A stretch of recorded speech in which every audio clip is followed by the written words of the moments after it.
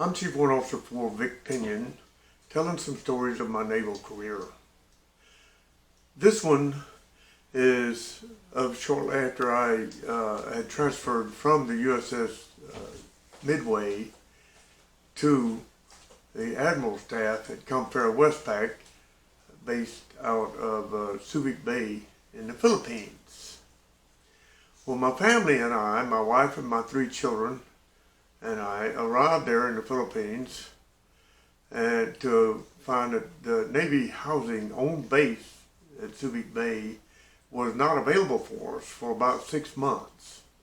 We would be moving into a house at the Naval Communication Station up the coast, about 30 miles from the base at Subic Bay. And I would be driving back and forth that every day, and my kids would be going to school at Subic Bay, and they'd be riding a bus back and forth from there.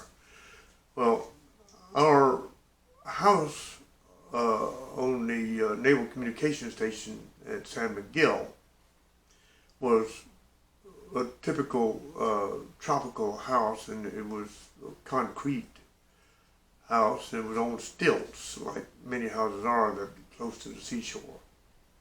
It was beautiful there.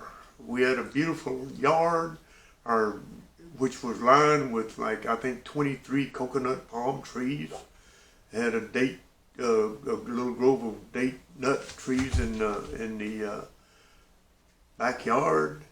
It was just absolutely beautiful. Well, my sons and I enrolled in a PADI Open Water Scuba Diving course to become certified scuba divers. Well, my son Ron had a problem because he had asthma, and so he didn't do it with Tom and me.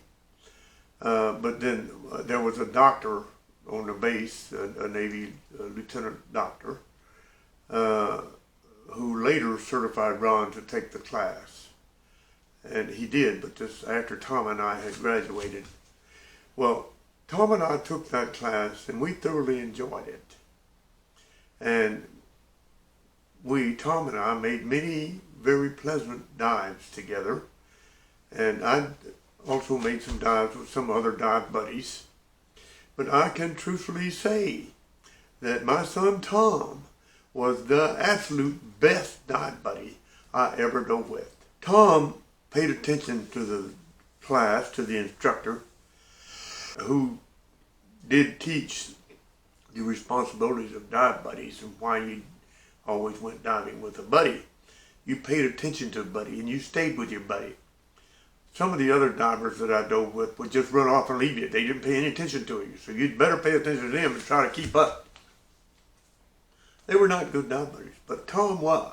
Tom looked after me and I looked after him. We were an excellent dive team. We made many wonderful dives. Tom liked to collect seashells, and we collected many.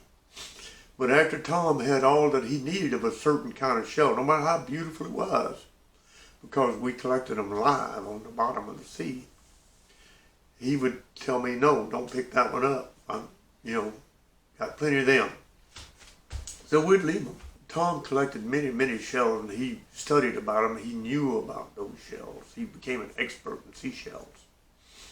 And I believe he still has those seashells. It's an extensive collection, or at least it was. I think it probably still is. But my son Ron later took the class, became certified as a diver. And but he had a problem. He would get an ear infection every time he went on scuba and went diving, especially if he went lower than 30 feet. So he gave up scuba, and he did still enjoy snorkeling. And he could free dive down to about 30 feet and pick up something he saw down there, a shell or something, whatever. But he didn't like to go on scuba anymore because he would have an earache for at least a week every time he went on scuba. Well, with this diving situation, we had some friends that were neighbors of ours, and our daughter Teresa's little sister, we call her little sister. They had a summer hire program for the high school kids at Subic Bay. Well, John Pearson worked for the Naval Supply Depot there as a computer expert. And he hired little sister as one of the high school students for on his job summer hire, and he loved her, and they did well. Some of the male students he hired didn't do well, and he refused to accept any more of them. Well, John Pearson had, him and his wife Sharon, had a banca boat, a real, honest to goodness, dugout log, a dugout outrigger canoe with a 5-horse Briggs & Stratton lawnmower engine on it. And we went out to do a cave dive at the mouth of Salingan Bay. We call it Salingan Mountain. And Sharon and I went over to do this cave dive. She was going to go in with me, but till we got to the mouth of the cave, which is about 20-foot diameter, the water at the mouth of it is about 10 feet deep, and it's dark in there. And she said, "I'll wait for you right out here." So I swam on in there, and there was a whole bunch of silver pumpkin seed shaped fish, so I named them pumpkin seed fish. I crossed the entrance all the way to the bottom and all the way to the side. They just opened up and let me swim through it. I swam right to the middle of that cave. It was a big amphitheater in there. The whole inside of that mountain was like a great big old bubble. And there was a boulder right dead center in the middle of it. I swam about, I'd say 40 yards into it, and I stood up on that boulder when the water was about mid-thigh deep on top of that boulder. I stood up on it and flipped my mask up to tell Sharon what I'm seeing in there, because my eyes adjusted to the darkness as I got in there. And so I spoke up to tell Sharon what I was seeing, and I woke up about 1 billion bats that roosted in there, and they are all screeching and flying around, and I'm feeling the wind from their wings. None of them ever touched me, but they're screeching and flying all around me, and just a whole big row of them boiling, just going out the cave entrance. Kind of shocked Sharon, she's waiting out there.